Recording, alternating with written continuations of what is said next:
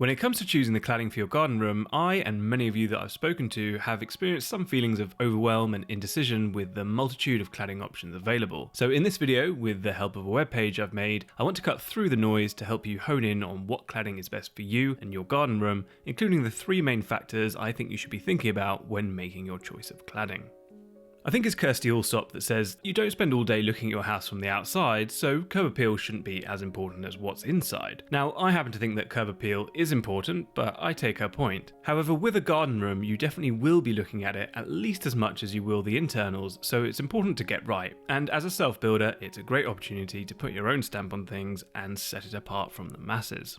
So to help me with this question, I've created a web page of all the major and some minor cladding options with a bunch of examples from your self-builds, which I've been collating these last couple of years. So you can really see what the cladding looks like on a garden room, rather than just a close-up sample that you tend to see on suppliers' websites. To give it some structure, I've broken these down into timber claddings and non-timber claddings. So rather than write a detailed description of each and every cladding, I've tried to capture the broad strokes, the salient points, and there are 3 in particular, besides the aesthetics, which is subjective, which should really help you narrow down your hit list, and then you can go off and research them more deeply.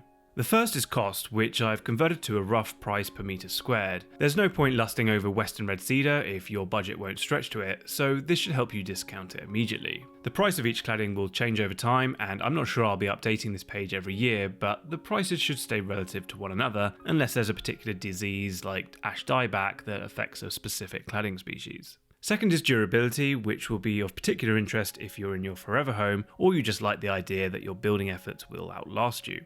These figures are without any kind of protection, such as oils or stains, and the longevity of your cladding will be down to how sheltered the walls of your garden room are from sun and rain.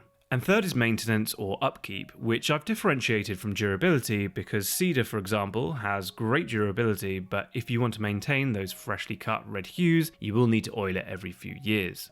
Composite cladding has more or less the same durability as cedar, but it's fix and forget. It doesn't require much maintenance other than a rinse down now and again to keep it looking its best. So the last video, part 20, should hopefully have helped you decide between horizontal and vertical cladding. These 2 first sections, the type of cladding you want, and then you can move on to the styles and profiles sections, and if you're using a finish of any kind, this last section has all the best ones and what they do. So on my garden room, on the unseen sides, I wanted the cladding to be reasonably low cost, durable, and with 0 upkeep. So I opted for composite and metal sheeting. And on the seen sides, where I won't mind applying oil every now and again, Western red cedar. So I'll be going into those in more detail in the last few videos in this series. I hope this proves a helpful starting point on your cladding research, and I'll continue to update it and possibly add lists of suppliers in future too. See you on the next one.